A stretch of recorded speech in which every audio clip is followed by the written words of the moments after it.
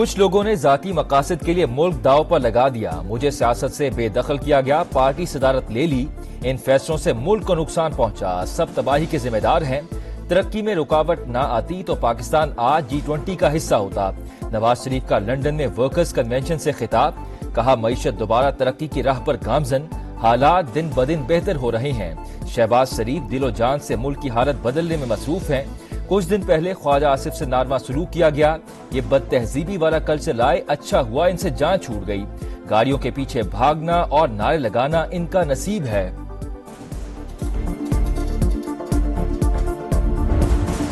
ہر وقت احتجاج، جلاؤ گھیراؤ، ایسا نہیں ہو سکتا۔ عوام جان چکے ہیں حکومت کام کر رہی ہے، اب کوئی سڑکوں پر نکلنے کو تیار نہیں۔ ملک سے فتنہ پارٹی کا خاتمہ ہو رہا ہے۔ وزیر اعلیٰ پنجاب مریم نواز کی مخالفین پر تنقید، کہا عوام کی فلاح و بہبود اور مسائل کا خاتمہ پنجاب حکومت کی اولین ترجیح۔ اپنا گھر سکیم شروع ہو چکی، مجھے خدا نخواستہ کینسر نہیں، پیرا تھائرائیڈ کا مسئلہ ہے، علاج سوئٹزرلینڈ اور امریکہ کے علاوہ کہیں نہیں۔ لندن میں ٹرین پر سفر کے دوران خواجہ آصف سے بدتمیزی، ویڈیو منظر عام پر آ گئی۔ نامعلوم شخص نے اسٹیشن پر تعاقب کیا، نازیبا الفاظ کا استعمال، چاقو سے حملے کی دھمکیاں بھی دیتا رہا۔ تحریک انصاف 24 نومبر کو احتجاج کے لیے تیار، ملک بھر میں مظاہروں کی کال۔ علیمہ خان نے کہا عدلیہ کے تحفظ اور مینڈیٹ کی واپسی کے لیے باہر نکلیں گے، اسلام آباد کی طرف بھی مارچ ہوگا، مطالبات منوا کر ہی دم لیں گے۔ احتجاج کی تیاریاں مکمل، اس بار کوئی واپسی نہیں ہوگی، وزیر اعلیٰ علی امین گنڈا پور کی للکار۔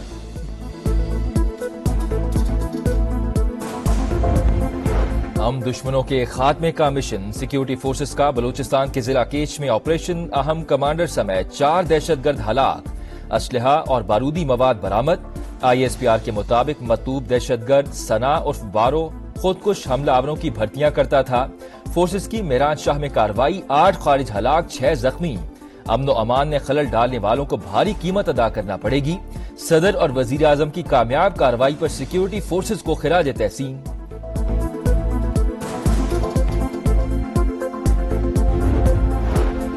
پاکستان میں چینی شہریوں کی سیکیورٹی یقینی بنانے کا عزم، حکومت تحفظ کے لیے ہر ممکن اقدامات اٹھا رہی ہے، ملک سے دہشت گردی کو جڑ سے اکھاڑ پھینکیں گے۔ وزیر اعظم کی چینی نائب وزیر اعظم سے ملاقات میں یقین دہانی، کہا دو طرفہ تعلقات کی مضبوطی کے نئے دور کا آغاز ہو چکا۔ شہباز شریف کی صدر آذربائیجان الہام الیوف سے بھی ملاقات، معیشت، ٹیکنالوجی اور قابل تجدید توانائی کے شعبوں میں تعاون کے فروغ پر اتفاق۔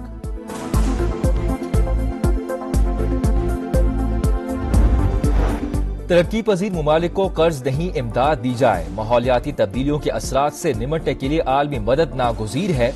2030 ویژن پر عمل درآمد کے لیے $6,800 ارب کی ضرورت، پاکستان تنہا کچھ نہیں کر سکتا، بر وقت اقدامات نہ کیے تو مزید نقصان ہوگا۔ کوپ 28 میں کیے گئے وعدوں پر عمل درآمد ہونا چاہیے، وزیر اعظم کا باکو میں کوپ 29 سمٹ سے خطاب، کہا پاکستان نے تباہ کن سیلاب کا سامنا کیا، $30 ارب کا نقصان ہوا، ہزاروں ایکڑ فصلیں تباہ اور لوگ بے گھر ہوئے، عالمی برادری وعدے پورے کرے، رواں دہائی کے آخر تک 30% گاڑیوں کو متبادل توانائی پر منتقل کرنے کا عزم۔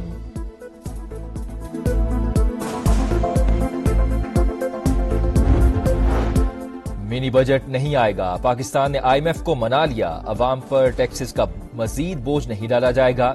FBR حکام کے مطابق 12,970 ارب کا سالانہ ہدف برقرار رہے گا، پیٹرولیم مصنوعات پر GST بھی نہیں لگایا جائے گا، اضافی ہنگامی ٹیکس اقدامات کی فی الحال ضرورت نہیں، معاشی سرگرمیاں بڑھا کر ٹیکس شارٹ فال پورا کرنے کا پلان، تاجر دو اسکیم میں کچھ تبدیلیوں پر بھی بات چیت متوقع، عالمی مالیاتی ادارے کا ٹیکس ٹو GDP کی شرح میں اضافے پر اطمینان کا اظہار، زرعی ٹیکس اصلاحات کے لیے صوبائی سطح پر قانون سازی کا عمل تیز کرنے پر زور۔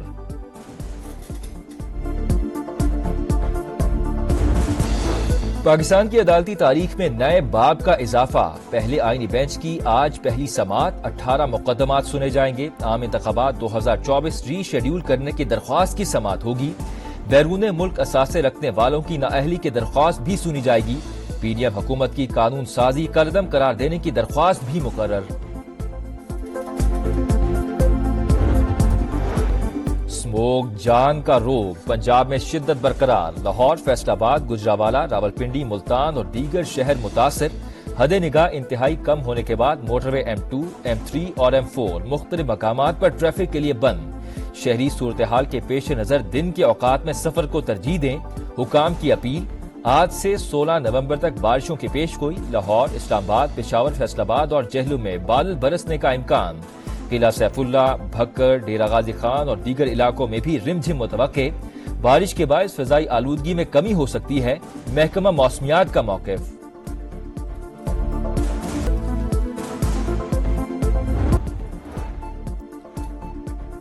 لاہور میں اجرتی قاتل بے لگام، پولیس خاتمہ کرنے میں ناکام۔ بے لگام شوٹرز قتل کی متعدد ہائی پروفائل وارداتوں میں ملوث۔ امیر بالاج، شاہد صدیق، جاوید بٹ پر حملے اجرتی قاتلوں کے ذریعے کیے گئے۔ خطرناک شوٹرز کو پکڑنا پولیس کے لیے بڑا چیلنج۔ مریم نواز کے خط لکھنے کے بیان پر وزیر اعلیٰ بھارتی پنجاب کا دلچسپ تبصرہ۔ کہا نواز شریف کی بیٹی کہتی ہیں دھواں لاہور جا رہا ہے، دلی والی کہتے ہیں دھواں دلی جا رہا ہے، کیا ہمارا دھواں ہر طرف گھومنے جا رہا ہے؟ بی بی آپ بھی چٹھی لکھ لیں۔ کراچی سمیت سندھ کے 26 اضلاع میں ضمنی بلدیاتی الیکشن کا مارکا آج سجے گا۔ 274 پولنگ سٹیشنز قائم، 213 انتہائی حساس اور 50 حساس قرار۔ 33 نشستوں پر 175 امیدوار آمنے سامنے۔ کراچی کے علاقے انچولی میں ہوٹل پر فائرنگ سے ایک شخص جاں بحق، راہگیر زخمی۔ پولیس کے مطابق واقعہ ابتدائی طور پر ٹارگٹ کلنگ لگتا ہے۔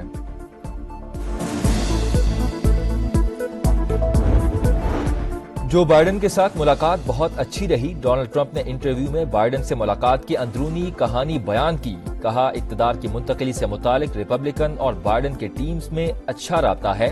جو بائیڈن کے ساتھ مشرق وسطیٰ پر تفصیلی بات چیت ہوئی، یوکرین کے مسئلے پر بھی گفتگو ہوئی۔ اور نئی منزل، نیا ہدف، شاہین ایک اور امتحان کے لیے تیار۔ پاکستان اور آسٹریلیا کے درمیان پہلا T20 آج ہوگا۔ کپتان رضوان کینگروز کو وائٹ واش کرنے کے لیے پرعزم۔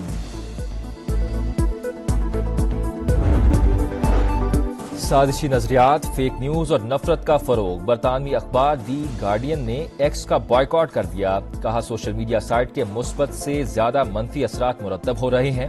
دوسرے پلیٹ فارمز کے استعمال کا منصوبہ زیر غور ہے۔ امریکی صدارتی انتخابی مہم کے دوران بھی اشتعال انگیز اور نفرت پر مبنی مواد کی تشہیر کی گئی۔